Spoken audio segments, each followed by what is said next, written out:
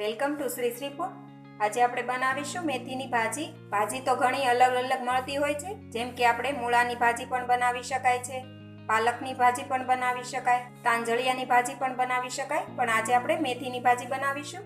તો તેના માટે 100 ગ્રામ મેથી તેને કાપીને ધોઈને લીધેલી છે, 2 ચમચી ચણાનો લોટ, 2 ચમચી ગોળ, 2 ચમચી સૂકું લસણ તેને પણ ફોલીને કાપી લીધેલું છે, સ્વાદ પ્રમાણે મીઠું, 1/4 ટીસ્પૂન હિંગ, 1 ટેબલસ્પૂન ધાણા જીરું, 1/4 ટીસ્પૂન હળદર, 1/2 ટેબલસ્પૂન લાલ મરચું અને 2 ટેબલસ્પૂન તેલ. હવે એક કડાઈ લઈ તેમાં આપણે પહેલાં ચણાનો લોટ શેકી લઈએ.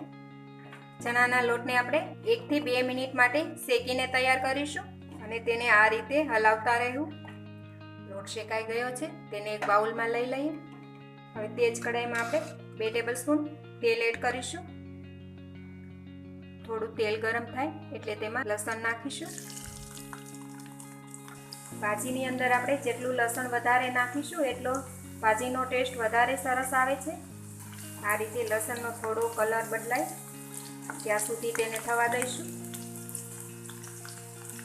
હવે લસણનો કલર થોડો બદલી ગયો છે, તેમાં હિંગ એડ કરી દઈએ, હળદર. હવે તેમાં ભાજી નાખીશું, મિક્સ કરી લઈએ.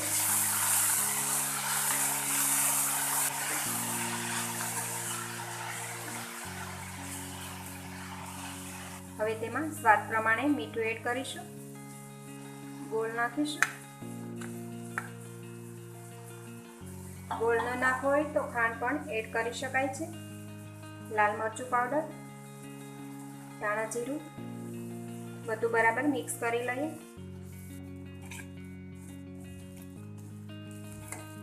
બધું જ બરાબર મિક્સ થઈ ગયું છે. હવે તેમાં ચણાનો લોટ એડ કરી દઈએ.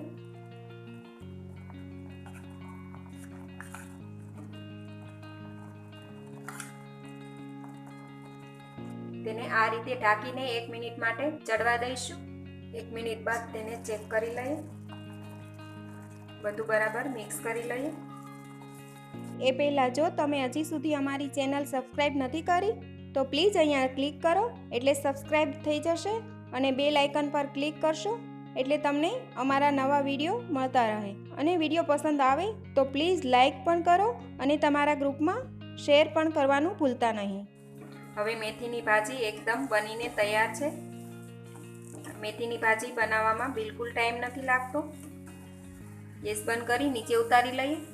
મેથીની ભાજી સર્વ કરવા માટે એકદમ તૈયાર છે, તો તેને પ્લેટમાં લઈ લઈએ. તો તૈયાર છે એકદમ ટેસ્ટી અને હેલ્ધી મેથીની ભાજી. આ ભાજી તમે પણ તમારા ઘરે બનાવજો અને તમારા એક્સપિરિયન્સ અમારી સાથે શેર કરજો. તો ફરી મળીશું એક નવી રેસીપી સાથે.